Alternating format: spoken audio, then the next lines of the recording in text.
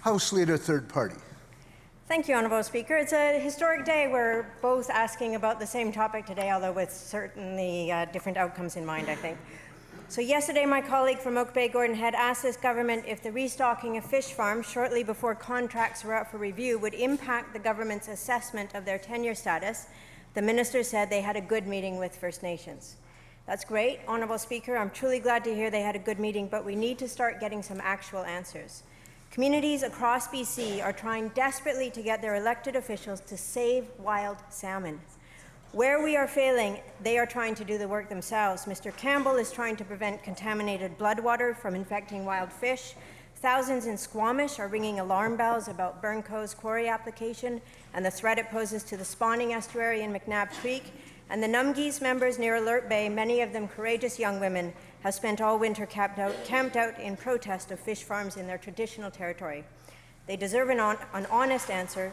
Through you, Honourable Speaker, to the minister designated as the government's lead for strategic aquaculture policy, will you remove open pen fish farms from wild salmon migratory routes?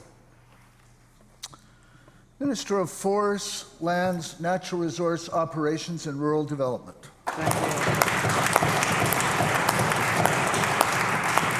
Thank you, Honourable Speaker. And I just want to start off by saying members on this side of the House share the values that are expressed by the member around the importance of wild salmon to this province and the importance in protecting wild salmon in this province, Honourable Speaker.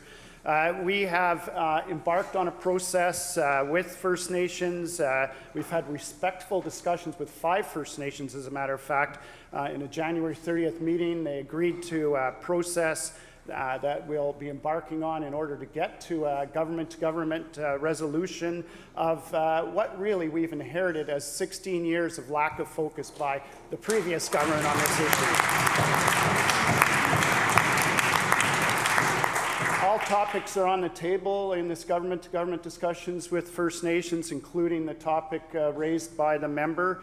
And I just want to say it's a process of reconciliation. And that means it would be disrespectful to make a unilateral decision outside of the agreed-upon process.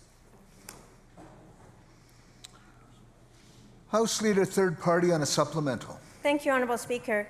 According to government documents, the Minister of Agriculture is actually their lead for strategic aquaculture policy.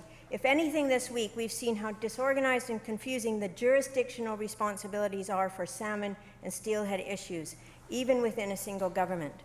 The health of BC's wild salmon population is paramount. The industries that are wholly dependent on wild salmon, sport fishing and the commercial fishery, represent a significant majority of our coastal economy and cannot be put further at risk. The impacts of aquaculture must be minimized for the industry to continue operating in BC, and investments must be made in technologies that ensure this. Investments also must be made to rehabilitate and enhance wild salmon populations. Perhaps these words sound familiar to some of the members in this chamber. They come from a 2007 Legislative Assembly Special Committee on Sustainable Aquaculture, a committee that a number of the MLAs in this chamber, some of them now ministers, were a part of. The final report called for immediate action. A few years later, the Cohen Commission further amplified that urgency. My question through you, Honourable Speaker, is to the Premier. We have enough reports given the severe threats to wild salmon. What concretely is your government going to do differently to protect this foundation species?